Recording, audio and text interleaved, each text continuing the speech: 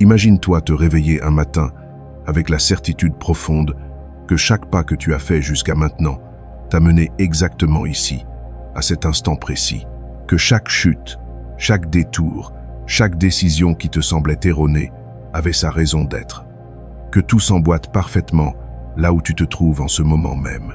Dans cette vidéo, tu vas découvrir comment la vie, avec sa sagesse silencieuse et mystérieuse, te positionne exactement à l'endroit où tu peux t'épanouir pleinement. Je t'invite à porter un nouveau regard sur ton passé, à relâcher cette résistance qui t'épuise et à commencer enfin à faire confiance au processus de la vie. Car même si tu ne le vois pas toujours clairement, même si parfois le chemin semble obscur, tout a un sens profond. Es-tu prêt à embrasser cette nouvelle perspective? Accompagne-moi dans ce voyage et tu verras ta vie sous un jour complètement différent. La vision bouddhiste du lieu où nous sommes, l'interdépendance universelle. Le bouddhisme nous enseigne une vérité fondamentale. Rien dans cette vie n'arrive par hasard. Absolument rien. Chaque situation que tu traverses, chaque personne que tu rencontres, chaque expérience que tu vis, fait partie d'un immense tissu de causes et de conditions qui t'ont amené précisément au point où tu te trouves aujourd'hui. Selon les enseignements du Bouddha, tout surgit de l'interdépendance. Rien n'existe de manière isolée ou indépendante. Tout naît grâce à une multitude de facteurs qui se rejoignent à un moment très précis, créant ce que nous appelons le présent. Cela signifie que ton présent actuel est le résultat d'une chaîne immense et complexe de décisions, d'actions et de circonstances, les tiennes, mais aussi celles des autres et même celles de personnes que tu n'as jamais rencontrées. C'est vertigineux quand on y pense vraiment. Un nouveau regard sur ta vie. Quand nous regardons notre existence depuis cette perspective, quelque chose de profond se transforme en nous. Nous cessons de voir la vie comme une succession aléatoire de coups de chance ou d'injustice. Nous commençons à comprendre que nous sommes ici maintenant pour apprendre quelque chose de très concret, quelque chose d'essentiel à notre évolution. L'endroit où tu te trouves en ce moment même, même s'il te semble confus, douloureux ou incompréhensible, fait partie intégrante de ton chemin spirituel. Ce n'est pas une erreur. Ce n'est pas un accident. C'est exactement là où tu dois être. L'impermanence et le flux constant. Le Bouddha parlait de l'existence comme d'un processus en constante transformation, où rien ne demeure identique et où tout coule comme une rivière. Si la vie t'a placé dans un scénario particulier, c'est précisément parce que ce scénario représente le terrain le plus fertile pour ta croissance personnelle et spirituelle. Pense à un jardin. Certaines plantes ont besoin d'ombre pour grandir, d'autres de plein soleil. Certaines préfèrent un sol rocheux, d'autres une terre riche et humide. De la même manière, ton âme a besoin de conditions spécifiques pour s'épanouir. Et la vie te les offre avec une précision remarquable. Le karma individuel. Dans le bouddhisme, on considère que chaque personne possède un karma individuel, fruit de ses pensées, de ses paroles et de ses actions passées. Mais attention, le karma n'est absolument pas une punition divine ou une forme de justice cosmique punitive. Le karma est simplement une conséquence naturelle, comme la gravité ou le cycle des saisons. C'est la loi de cause à effet, appliquée à notre vie intérieure et extérieure. Ce que tu plantes, tu le récoltes, mais pas de manière simpliste ou immédiate. Ce qui se manifeste dans ta vie aujourd'hui représente l'opportunité parfaite pour transformer tes habitudes les plus ancrées, pour comprendre tes attachements les plus profonds et pour cultiver une sagesse authentique. Ainsi, même une situation qui te paraît négative ou difficile devient un maître déguisé, un enseignant patient qui attend que tu sois prêt à recevoir sa leçon. Le présent parfait, être exactement où tu es, signifie aussi que la vie t'offre précisément ce dont tu as besoin pour ton éveil spirituel. Pas plus, pas moins. Si tu fais face en ce moment à une difficulté particulière, c'est parce que cette difficulté contient en elle-même la graine de ta libération future. Si au contraire tu jouis d'un moment de paix et de tranquillité, c'est parce que cet état te prépare à aller encore plus profond dans ta pratique spirituelle et ta compréhension de toi-même. Le bouddhisme ne nous invite jamais à rejeter ce qui nous arrive. Au contraire, il nous encourage à l'observer avec une attention totale, à l'accepter tel qu'il est, sans jugement ni résistance, et à découvrir patiemment l'enseignement qu'il recèle. aucune erreur sur le chemin. De cette manière, la vision bouddhiste nous rappelle constamment qu'il n'existe aucune erreur sur le chemin de la vie. Bien que notre mental rationnel ait du mal à le comprendre et à l'accepter, absolument tout ce qui se produit fait partie d'un processus beaucoup plus vaste, qui nous guide progressivement vers la compréhension de notre véritable nature. Chaque pas que tu fais, chaque fois que tu trébuches, chaque victoire que tu remportes, tout cela te mène vers la même destination ultime, la libération de la souffrance et la rencontre avec ta sérénité intérieure la plus profonde. La loi du karma et les causes de nos expériences. Ton cahier de vie. Pense à ta vie comme à un grand cahier dans lequel tu écris une nouvelle phrase chaque jour.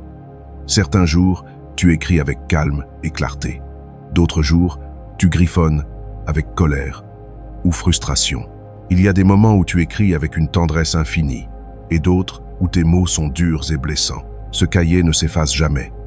Ce que tu as écrit hier conditionne ce que tu peux écrire aujourd'hui. Et ce que tu écris aujourd'hui influencera ce que tu écriras demain. C'est cela, le karma. C'est l'empreinte que laissent tes pensées, tes paroles et tes actions dans le tissu même de ta réalité. Le karma n'est pas une punition imposée par une force extérieure. C'est la conséquence naturelle et logique de ce que toi-même tu continues à inscrire dans ton livre de vie, jour après jour. L'histoire de l'arbre et du voyageur. Laisse-moi te raconter une petite histoire qui illustre parfaitement ce principe. Il y avait un jeune homme qui passait chaque matin devant le même arbre sur le chemin de son travail. Il marchait toujours pressé, énervé, convaincu que sa vie n'avait aucun sens et qu'il était prisonnier d'une existence médiocre. Il ne regardait jamais vraiment cet arbre. Il était trop absorbé par ses pensées négatives, par ses frustrations et ses rancœurs. Les jours passaient, puis les semaines, puis les mois, et à chaque fois qu'il passait devant l'arbre, il jetait négligemment au sol ses mégots de cigarettes, ses papiers froissés, tous les détritus dont il ne voulait plus. L'arbre, silencieux et patient, restait là, témoin de tous ses gestes inconscients. Un jour, après une terrible tempête qui avait bouleversé toute la ville, le jeune homme perdit son emploi. Désespéré, sans direction ni repère, il se retrouva à errer sans but dans les rues, épuisé et découragé. Il finit par s'asseoir au pied d'un arbre pour se reposer. Sans s'en rendre compte, il s'était assis sous le même arbre devant lequel il était passé des centaines de fois. L'arbre sous lequel il avait déversé tant de fois son mécontentement et ses déchets. En regardant autour de lui, il aperçut toute cette saleté accumulée sous ses pieds, les mégots, les papiers, toute cette accumulation de négligence. À cet instant précis, une révélation le frappa comme la foudre. Il était assis sur le résultat direct de ses propres actions, sur tout ce qu'il avait jeté sans y penser, sans se soucier des conséquences. La leçon de l'arbre. Mais l'arbre, malgré tout ce qu'il avait subi, lui offrait généreusement son ombre et son abri. Et le jeune homme comprit alors quelque chose de profond. De la même façon qu'il avait sali ce lieu par ses négligences répétées, il pouvait aussi commencer à le nettoyer. Ce jour-là, il ramassa chaque papier, chaque mégot. Et dans son cœur, il fit une promesse solennelle, planter quelque chose de différent dans sa vie, du respect, de la gratitude, de l'attention, du soin. Comment fonctionne le karma? Le karma fonctionne exactement de cette manière. Chaque geste, même s'il te paraît insignifiant sur le moment, s'accumule. Un sourire, un mot dur, une aide offerte, une indifférence. Tout laisse une trace, tout a des conséquences. Mais voici la merveilleuse nouvelle. Il ne s'agit pas de culpabilité. Il s'agit de prise de conscience, de te rendre compte que tu es constamment en train de semer des graines dans le jardin de ta vie future. Et la vérité libératrice, c'est que tu peux toujours commencer à planter de nouvelles semences, peu importe ce que tu as semé hier ou l'année dernière. Aujourd'hui maintenant, tu as le pouvoir de choisir différemment. Si tu choisis le calme plutôt que la colère, si tu choisis l'empathie plutôt que l'indifférence, si tu choisis la générosité plutôt que l'égoïsme, tu seras en train d'écrire un futur complètement différent pour toi-même. Le pouvoir du présent. Ce que tu fais maintenant, en ce moment précis, possède le pouvoir immense de transformer ce qui est à venir. Tu n'es pas prisonnier de ton passé. Ton passé t'a conduit ici, certes, mais il ne dicte pas ce que tu vas créer à partir d'aujourd'hui. Chaque instant est une nouvelle opportunité. Chaque respiration est une chance de recommencer. Et cette réalité devrait nous remplir d'espoir et de motivation, car elle signifie que nous avons toujours le pouvoir de changer la direction de notre vie. La souffrance comme maître sur le chemin, le rejet naturel de la douleur. Quand nous entendons le mot « souffrance », la première chose que nous ressentons est un rejet instinctif. C'est normal, c'est humain, personne ne veut souffrir. Nous aspirons tous au bonheur, au confort, à la sécurité. Pourtant, la douleur apparaît dans notre vie sous de multiples formes. Une perte déchirante, une maladie qui nous affaiblit, un échec qui nous humilie, une déception qui nous brise le cœur. Et même si cela peut sembler paradoxal, cette souffrance peut devenir l'un des maîtres les plus sages que nous aurons jamais. Ce que la douleur nous enseigne. La douleur possède une capacité extraordinaire, celle de nous montrer ce qui est vraiment essentiel et ce qui ne l'est pas. Elle agit comme un révélateur, comme ces produits chimiques qui font apparaître une image cachée sur une photographie. La souffrance nous oblige à nous arrêter dans notre course folle. Elle nous force à regarder à l'intérieur de nous-mêmes. Elle nous pousse à nous poser les vraies questions. Où est-ce que je vais? Qu'est-ce qui compte vraiment? Qu'est-ce que je suis en train de construire avec ma vie? Si la souffrance n'existait pas, nous resterions souvent piégés dans l'illusion que tout est permanent, que rien ne change, que nos possessions et nos positions nous appartiennent pour toujours. L'histoire de la femme et son ambition, laisse-moi te raconter l'histoire d'une femme qui illustre parfaitement cette transformation. Cette femme avait passé des années à lutter pour obtenir une promotion dans son entreprise. Elle travaillait sans relâche, sacrifiant son temps avec sa famille et ses amis, négligeant sa santé, oubliant ses passions. Elle était absolument convaincue que lorsqu'elle obtiendrait ce poste tant convoité, elle serait enfin heureuse. C'était devenu son obsession, sa raison de vivre. Un jour, l'entreprise fit faillite de manière totalement inattendue. Du jour au lendemain, elle perdit tout ce qu'elle avait construit professionnellement. Des années d'efforts, d'ambition, de sacrifices, tout s'évanouit en quelques heures. Son monde s'effondra complètement. Elle se sentait comme si le sol s'était ouvert sous ses pieds. La découverte dans le vide. Pendant des mois, elle erra dans une profonde dépression. Elle sentait qu'elle n'avait plus aucune raison de se lever chaque matin. Son identité entière avait été construite autour de sa carrière. Et maintenant, elle ne savait plus qui elle était. Mais quelque chose de surprenant commença à se produire au milieu de ce vide douloureux. Dans le silence forcé de ses journées, elle commença à remarquer des choses qu'elle avait ignorées pendant des années.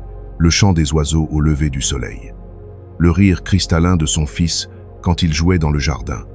La paix profonde de partager un simple café avec quelqu'un qu'elle aimait.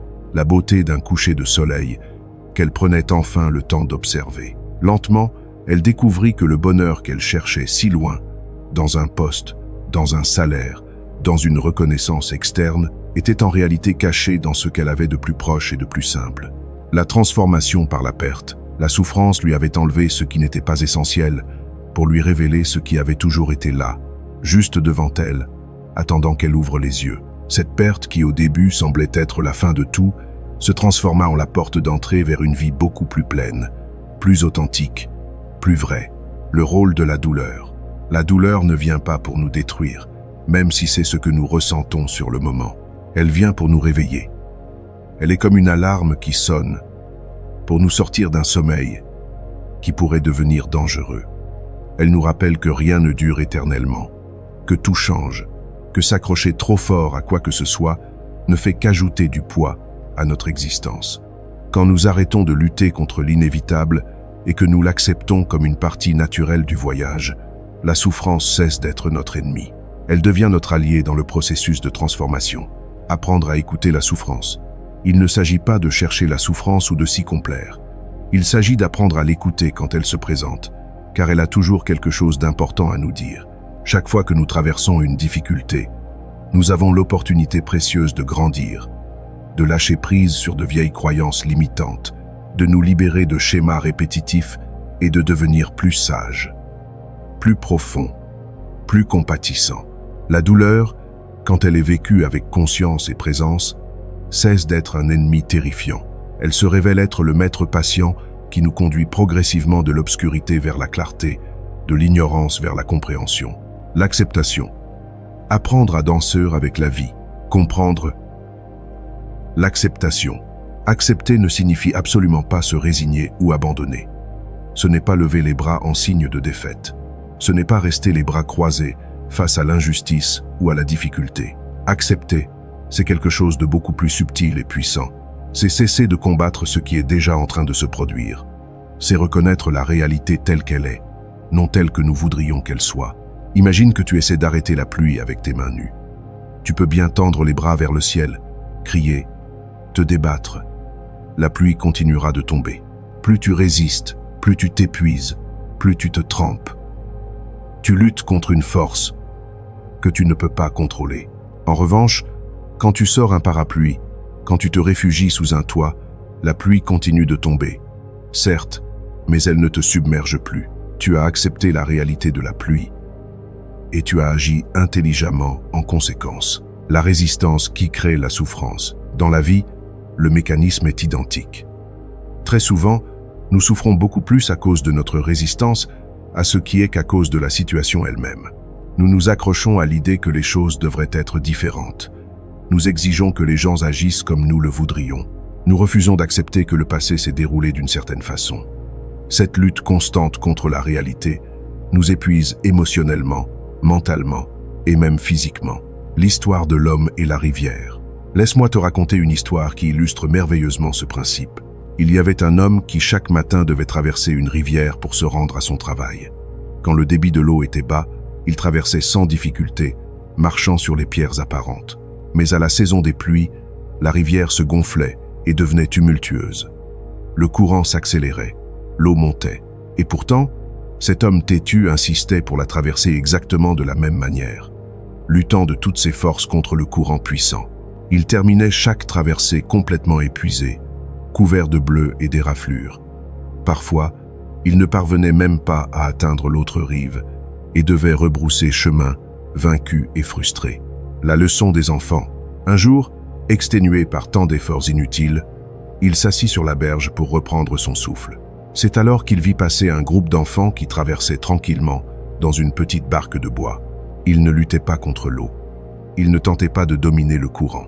Ils se laissaient simplement porter, guidant doucement leur embarcation jusqu'à l'autre rive. Ils riaient, ils chantaient. Ils faisaient de la traversée un jeu plutôt qu'un combat. Ce jour-là, l'homme comprit quelque chose de fondamental. La rivière n'était pas son ennemi. Il avait simplement besoin d'apprendre à danser avec elle plutôt que de la combattre. Le pouvoir de l'acceptation. Accepter la vie, c'est comme monter dans cette barque. Tu ne contrôles pas l'eau. Tu ne peux pas arrêter le courant. Tu ne peux pas changer la nature de la rivière. Mais tu peux choisir comment tu navigues sur elle. Ce que tu résistes persiste. Ce que tu acceptes se transforme. C'est une loi fondamentale de l'existence. Quand tu cesses de gaspiller ton énergie à lutter contre l'inévitable, toute cette force que tu dépensais en résistance se convertit miraculeusement en clarté pour agir là où tu as réellement du pouvoir. Accepter n'est pas se conformer. Il est crucial de comprendre cette nuance. Accepter ne signifie absolument pas se conformer à une situation injuste ou destructrice. Cela ne veut pas dire rester passif face à ce qui peut et doit être changé. Accepter signifie regarder la réalité en face, sans fuite ni déni, et se demander « Qu'est-ce que je peux apprendre de cette situation ? Quel pas concret puis-je faire à partir d'ici ? Où se trouve mon véritable pouvoir d'action ?» Depuis cette attitude lucide et ancrée, même les situations les plus difficiles deviennent un terrain fertile pour ta croissance personnelle. La confiance profonde, apprendre à danser avec ce que la vie apporte, est un acte de confiance profonde. C'est avoir foi dans le fait que chaque instant a un but, même si tu ne le perçois pas sur le moment. C'est faire confiance au processus, en comprenant que même les expériences douloureuses te préparent à quelque chose de plus vaste, de plus profond. Et quand tu développes cette confiance fondamentale, la vie cesse de ressembler à une lutte épuisante et constante. Elle commence à se révéler comme un voyage fascinant, où chaque tournant, chaque détour, même les plus inattendus, a un sens dans l'ensemble du parcours. Le détachement et la transformation intérieure, la source de notre souffrance. Une grande partie de notre souffrance ne provient pas de ce qui se passe à l'extérieur de nous, mais de la manière dont nous nous accrochons aux choses, aux personnes, aux situations et même à nos propres idées. Il nous est très difficile de lâcher prise. C'est l'un des plus grands défis de l'existence humaine. Nous nous attachons à une relation parce que nous croyons que sans cette personne, nous ne pourrons pas vivre, que notre bonheur dépend entièrement de sa présence. Nous nous attachons à un travail parce que nous pensons que notre valeur, en tant qu'être humain, dépend de ce poste, de ce titre sur notre carte de visite. Nous nous attachons à des objets, à des souvenirs, à des possessions matérielles, et même à l'image que nous avons construite de nous-mêmes au fil des années. La nature du changement. Le problème fondamental, c'est que tout change constamment. Absolument rien ne reste identique. C'est la loi universelle de l'impermanence. Les personnes évoluent et se transforment. Les lieux changent de visage. Les situations arrivent comme des vagues et repartent de la même façon. Tout est en perpétuel mouvement. Quand nous tentons de retenir ce qui, par sa nature même, est destiné à évoluer et à changer, la douleur apparaît inévitablement. C'est comme essayer d'attraper l'eau avec tes mains. Plus tu serres fort, plus elle s'échappe rapidement entre tes doigts. L'histoire du voyageur et son sac à dos. Laisse-moi te raconter une histoire profonde. Il y avait un voyageur qui portait un énorme sac à dos. À l'intérieur, il gardait absolument tout ce qu'il avait accumulé au cours de sa vie. Des souvenirs précieux, des réussites dont il était fier, des objets de valeur sentimentale, mais aussi des peurs anciennes, des rancœurs tenaces, des culpabilités paralysantes. Au début de son voyage, le sac lui paraissait relativement léger, supportable. Mais avec les années qui passaient, avec les kilomètres parcourus, il devenait de plus en plus lourd, presque insupportable. Chaque pas demandait un effort considérable. Chaque kilomètre se transformait en véritable supplice. Son dos lui faisait constamment mal. Ses épaules étaient meurtries, mais il continuait à porter ce fardeau, convaincu qu'il en avait besoin. La rencontre avec le sage. Un jour, complètement épuisé, au bord de l'effondrement, il rencontra un vieil homme assis paisiblement à l'ombre d'un grand arbre. Le voyageur se laissa tomber devant lui et lui raconta son histoire, sa fatigue, son fardeau, sa souffrance. Le vieil homme l'écouta avec une attention profonde et bienveillante. Puis il lui sourit doucement et lui demanda « Pourquoi continue? Tu as porté tout cela si tu n'en as plus besoin pour avancer ?» La découverte libératrice. Le voyageur, surpris par cette question si simple et pourtant si percutante, ouvrit son sac à dos. En examinant son contenu, il découvrit avec stupéfaction qu'une grande partie de ce qu'il transportait depuis si longtemps consistait en pierres lourdes qu'il avait ramassées sans même s'en rendre compte au fil de son chemin. Il s'était habitué à vivre avec ce poids écrasant. Il avait fini par croire que c'était une partie inséparable de son identité, que ces pierres le définissaient en tant que personne. Ce jour-là, il prit une décision qui allait changer sa vie. Il vida complètement son sac à dos. En laissant tomber les pierres une à une, en les regardant rouler au loin, il ressentit une légèreté qu'il n'avait pas connue depuis très, très longtemps. C'était comme si des chaînes invisibles se brisaient. Ce qui reste vraiment, il ne perdit rien d'essentiel dans ce processus. Ses souvenirs les plus précieux, ses apprentissages les plus importants restaient avec lui, gravés dans son cœur et son esprit. Mais tout ce qui ne servait à rien, tout ce qui l'alourdissait inutilement, il le laissa derrière lui. Avec chaque pierre qu'il abandonnait, il découvrait une version plus authentique, plus légère, plus vraie de lui-même. Des aspects de sa personnalité qu'il avait oubliés remontaient à la surface. Des rêves enfouis se réveillaient. L'essence du détachement. Le détachement, c'est exactement cela. Apprendre à vider le sac à dos de notre vie. Comprendre ce qui est essentiel et ce qui ne l'est pas. Cela ne signifie absolument pas cesser d'aimer ou de valoriser ce qui compte. Cela signifie ne plus s'accrocher comme si notre vie entière dépendait de ce que nous possédons. Cela signifie aimer avec liberté plutôt qu'avec possession. Profiter de chaque moment sans avoir peur de le perdre. Vivre pleinement l'instant présent, sans vouloir qu'il dure éternellement. La liberté par le lâcher-prise. Quand nous pratiquons le détachement, nous cessons d'être esclaves de la peur que quelque chose change. Nous commençons à nous relier à la vie avec beaucoup plus de légèreté, de fluidité, de grâce. Un objet cesse de nous définir. Une personne cesse d'être une possession. Un succès ou un échec cesse d'être des étiquettes permanentes que nous portons comme des tatouages indélébiles. Et dans cet espace vide qui s'ouvre à l'intérieur de nous, quelque chose de nouveau et de merveilleux apparaît, la possibilité authentique de nous transformer. Le pont vers la liberté. Le détachement est un pont magnifique vers la liberté véritable. Il nous enseigne à regarder ce que nous avons avec une profonde gratitude, mais sans obsession ni dépendance, à profiter pleinement de ce qui est présent, mais aussi à être capable de le laisser partir quand le moment arrive naturellement. Et le plus important de tout, il nous rappelle constamment que notre essence la plus profonde ne dépend de rien d'extérieur. Notre vraie nature, nous ne sommes pas ce que nous possédons. Nous ne sommes pas ce que nous accomplissons. Nous ne sommes pas non plus ce que nous perdons en chemin. Nous sommes infiniment plus que tout cela. La transformation intérieure véritable commence précisément quand nous cessons de nous identifier à tout ce qui va et vient, à tout ce qui est temporaire et changeant, et que nous commençons à découvrir ce qui demeure toujours, stable et immuable, au plus profond de notre être. Cette paix intérieure qui ne dépend de rien, cette clarté de vision qui traverse tous les événements, cette sagesse silencieuse qui ne bouge pas même quand tout autour de nous est en mouvement et en transformation. Le chemin de la légèreté. Chaque fois que tu laisses tomber une pierre de ton sac à dos, tu fais un pas de plus vers ta liberté authentique. Chaque fois que tu pratiques le détachement conscient, tu te rapproches un peu plus de ta vraie nature, de qui tu es réellement au-delà de tous les rôles et de toutes les identifications. Et alors, progressivement, la vie cesse de ressembler à un fardeau épuisant.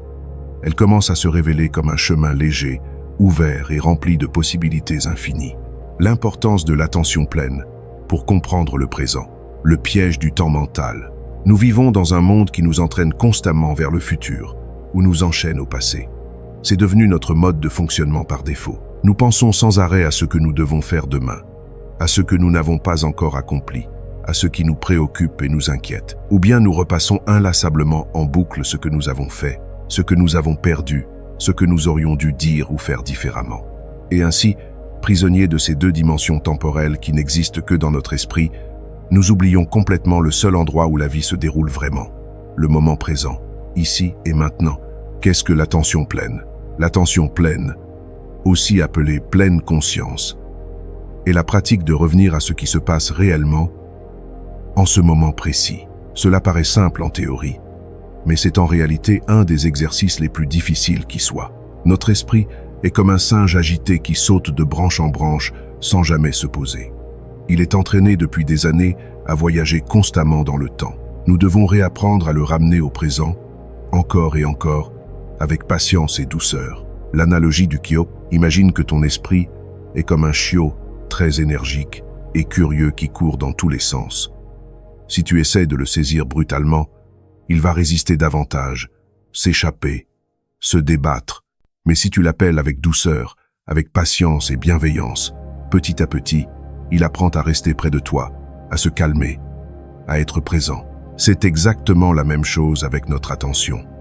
Plus nous l'invitons gentiment à revenir au moment présent, plus il devient facile et naturel de rester dans cet état de présence. L'histoire du jeune homme et du bol. Laisse-moi te raconter une histoire ancienne qui illustre magnifiquement ce principe. Un jeune homme se plaignait constamment à son maître que sa vie passait beaucoup trop vite. Il avait l'impression que les jours s'échappaient sans qu'il les vive véritablement, comme s'ils glissaient entre ses doigts. Le maître lui tendit un bol et le remplit d'eau jusqu'au bord, à ras du rebord. Puis il lui dit « Je veux que tu traverses tout le village avec ce bol dans les mains. Mais fais très attention, tu ne dois pas renverser une seule goutte d'eau. » Le jeune homme prit le bol avec précaution et commença à marcher dans les rues du village. Autour de lui, il y avait du bruit, des conversations animées, des marchands qui l'interpellaient, des enfants qui couraient en riant.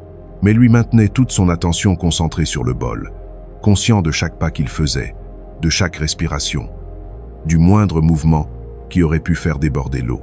La double leçon. Quand il revint vers le maître, il était fier de lui. « Je n'ai pas renversé une seule goutte » annonça-t-il avec satisfaction. Le maître sourit avec bienveillance et lui demanda « As-tu vu les gens du marché? As-tu écouté les chants des enfants? As-tu remarqué le parfum du pain frais qui sortait du four ?» Le jeune homme secoua la tête, un peu confus. Il n'avait rien vu de tout cela. Le maître lui dit alors « Tu as été tellement concentré sur le fait de ne rien perdre que tu as raté l'essentiel du voyage. » Le vrai sens de l'attention pleine. C'est exactement ce qui nous arrive si souvent dans la vie. Nous croyons que vivre avec attention signifie se focaliser intensément sur un seul détail, alors qu'en réalité, c'est s'ouvrir pleinement à tout ce qui se déroule dans cet instant. L'attention pleine, ce n'est pas rétrécir notre conscience, c'est l'élargir pour embrasser la totalité de l'expérience présente. C'est écouter vraiment, profondément, quand quelqu'un nous parle, sans déjà préparer mentalement ce que nous allons répondre. C'est manger un fruit en savourant véritablement sa douceur, sa texture, son parfum, au lieu de l'avaler machinalement en regardant notre téléphone. C'est respirer consciemment et sentir l'air qui entre et sort de nos poumons, en se rappelant que cette respiration est la vie elle-même qui nous traverse. La transformation du quotidien. Pratiquer l'attention pleine transforme radicalement notre expérience du quotidien. Soudain, les journées ne semblent plus répétitives, vides ou monotones. Chaque geste, même le plus banal, se transforme en opportunité d'éveil, de présence, de connexion avec la vie. Se laver les mains, marcher quelques pas, écouter un son, observer le ciel qui change. Tout devient une porte vers une présence plus profonde. Quand nous entraînons cette capacité de présence, nous commençons à comprendre beaucoup mieux notre moment présent. Nous voyons avec clarté comment nous nous sentons réellement, ce que nous pensons vraiment, ce que nous avons besoin de lâcher. L'antidote à la dispersion. L'attention pleine n'est pas une fuite de la vie. C'est au contraire une immersion totale dans celle-ci, avec tous nos sens éveillés et disponibles. C'est l'antidote parfait contre la précipitation constante, contre la dispersion mentale, contre cette sensation désagréable que le temps s'écoule sans que nous en profitions vraiment. Et quand nous apprenons à vivre de cette manière, chaque instant devient précieux, chargé de sens et de richesse. La révélation de l'extraordinaire. Nous n'avons plus besoin d'attendre qu'arrive quelque chose d'extraordinaire pour nous sentir vivants et heureux. L'extraordinaire est déjà ici, caché dans le simple, dans ce qui a toujours été devant nous, mais que nous ne voyons pas. Le présent est un cadeau que nous ignorons trop souvent, emportés que nous sommes par nos préoccupations mentales. L'attention pleine est la clé précieuse qui nous permet d'ouvrir ce cadeau et de découvrir que même si le monde change sans cesse autour de nous, nous avons toujours cet instant, maintenant, pour l'habiter pleinement et consciemment. Comment cultiver la confiance dans le processus de la vie? Le défi de la confiance, faire confiance à la vie, n'est vraiment pas facile. C'est l'un des plus grands défis spirituels que nous ayons à relever. Quand tout va bien, quand les choses se déroulent comme nous l'espérons, nous sentons naturellement que nous sommes en harmonie avec l'existence, que le chemin a un sens, que tout est à sa place. Mais dès que les difficultés surgissent, quand quelque chose se brise ou ne se déroule pas comme nous l'avions prévu, notre confiance vacille dangereusement. Parfois, elle s'effondre complètement.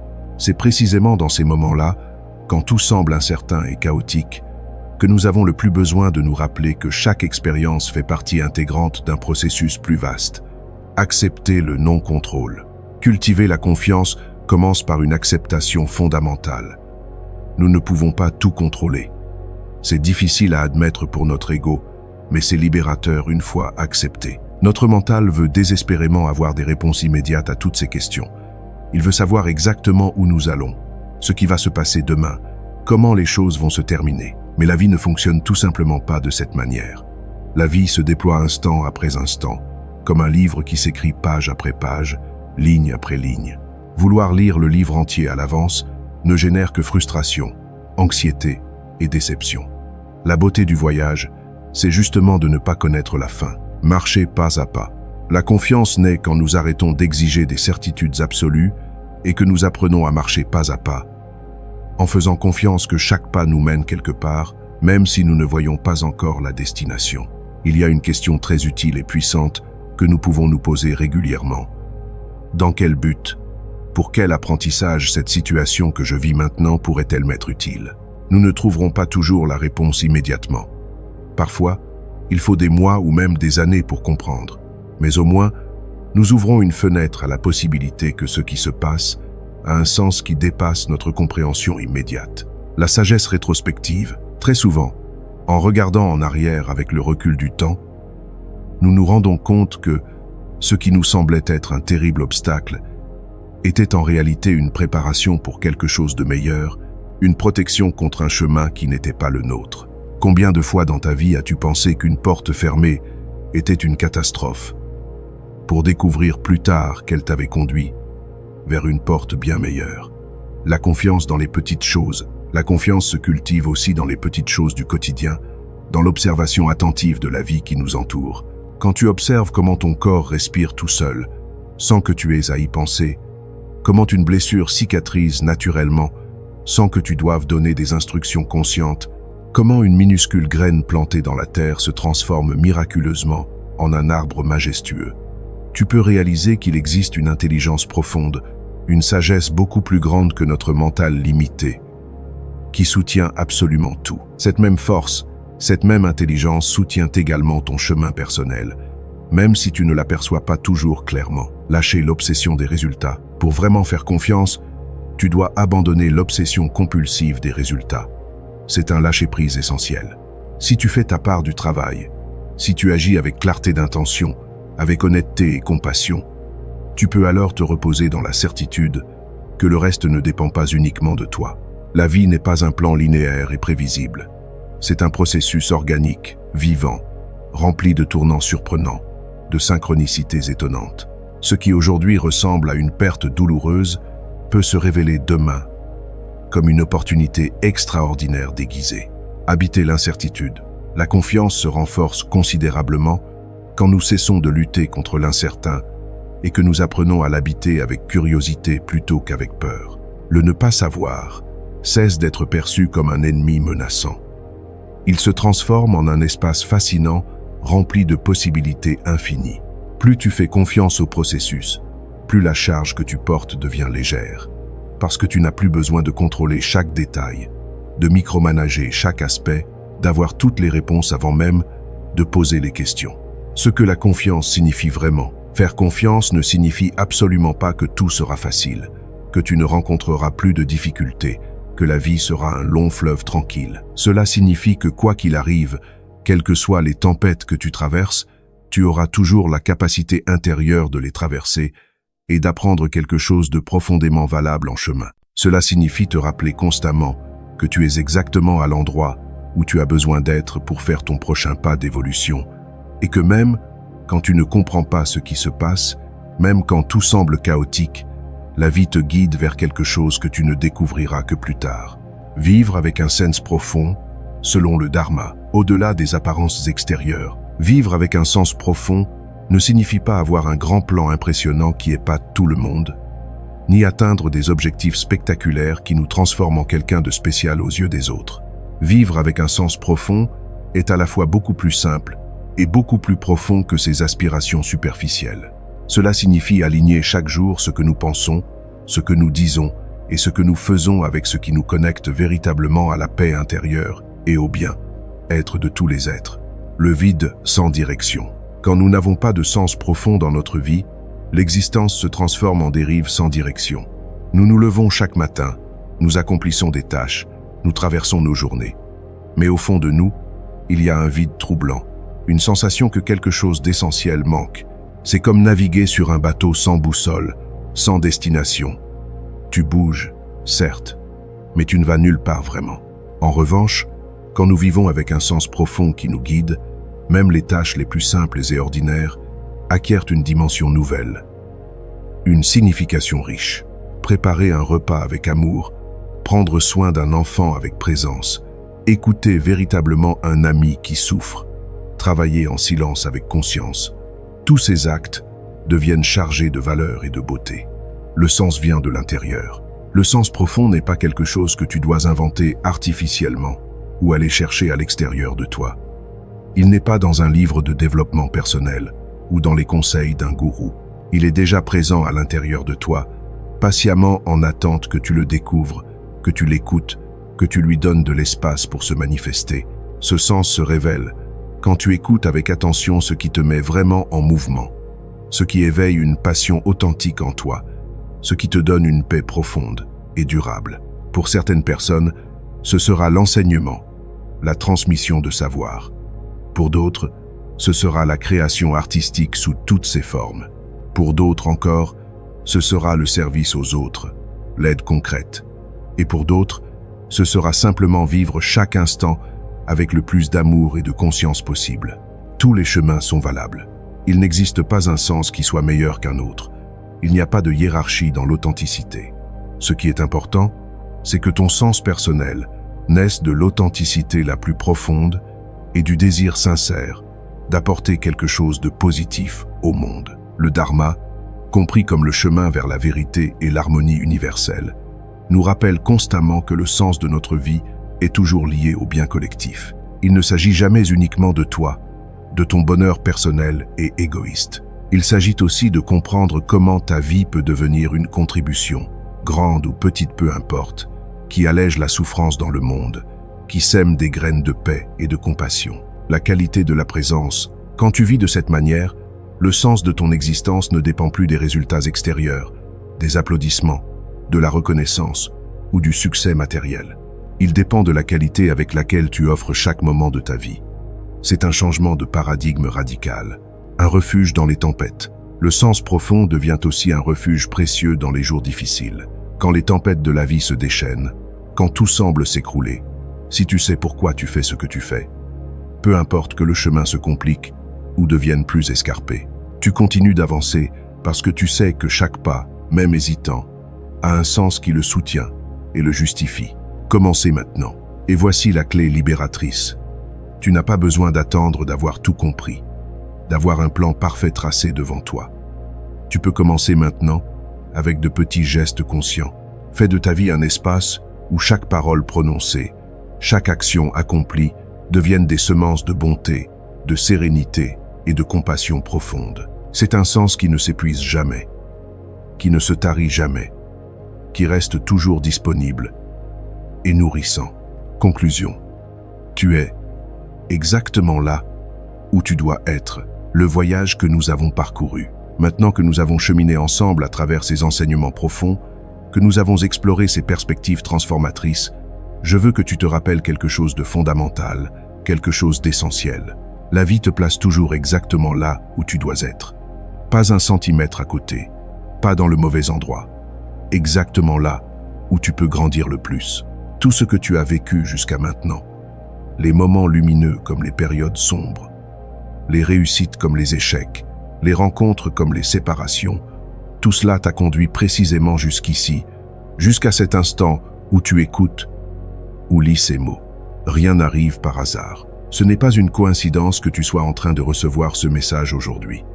Il n'y a pas de hasard dans ces choses-là. Tu es exactement à l'endroit où tu as besoin d'être pour faire ton prochain pas vers une vie plus pleine, plus légère, plus consciente et plus authentique.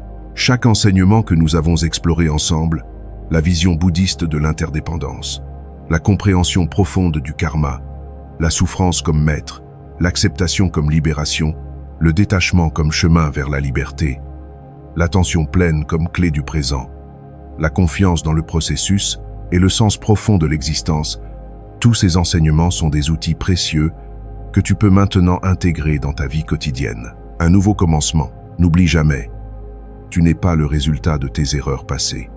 Tu es la somme de toutes tes expériences, et chacune d'entre elles, sans exception, contenait un enseignement précieux. À partir de maintenant, à partir de ce moment présent, tu peux choisir consciemment comment tu veux écrire la suite de ton histoire. Tu peux choisir les graines que tu veux planter dans le jardin de ta vie. L'invitation de Esprit Zen. Je te remercie profondément d'avoir cheminé avec moi jusqu'ici, de m'avoir offert ton temps et ton attention. Si ce message a résonné en toi, si quelque chose s'est éveillé, je t'invite chaleureusement à t'abonner à la chaîne Esprit Zen. Partage cette vidéo avec quelqu'un qui en aurait besoin, quelqu'un qui cherche sa voie, qui doute, qui souffre, ou qui simplement aspire à plus de conscience et de paix. Laisse dans les commentaires quelle partie de cette exploration t'a le plus touché. Quel enseignement a résonné le plus profondément en toi? J'aimerais beaucoup savoir ce qui t'a particulièrement interpellé. Une communauté de sagesse. En partageant ainsi, nous créons ensemble un espace magnifique où la sagesse ancienne se transforme en guide pratique pour notre vie quotidienne moderne. Nous formons une communauté de personnes qui cherchent à vivre avec plus de conscience, plus de présence, plus d'amour. Le chemin continue, parce que ce chemin que nous explorons ensemble ne se termine pas ici, avec cette vidéo. Au contraire, il ne fait que commencer vraiment. Chaque jour est une nouvelle opportunité de mettre en pratique ces enseignements, de les vivre, de les incarner. La sagesse ne vaut que si elle est vécue, expérimentée, intégrée dans notre quotidien. Les plus beaux enseignements restent stériles s'ils demeurent uniquement des concepts intellectuels. Ta transformation t'attend. Alors je t'encourage à prendre un de ces enseignements, celui qui t'a le plus touché, et à commencer à l'appliquer dès aujourd'hui dans ta vie. Commence petit, commence simplement, mais commence peu. Être choisiras-tu de pratiquer l'attention pleine pendant quelques minutes chaque jour? Peu. Être décideras-tu de lâcher prise sur une chose à laquelle tu t'accroches depuis trop longtemps? Peu. Être commenceras-tu à cultiver la confiance en observant les petites synchronicités de ta vie? Quel que soit ton choix, fais ce premier pas. C'est le plus important. Avec toute ma gratitude. Merci encore d'avoir été présent jusqu'au bout de ce voyage. Je te souhaite paix, clarté et joie sur ton chemin unique. Et rappelle-toi toujours, tu es exactement là où tu dois être. La vie t'aime, te guide et te soutient à chaque instant, même quand tu ne le vois pas. À très bientôt sur Esprit Zen pour de nouvelles explorations de la sagesse qui transforment nos vies. Que la paix soit avec toi.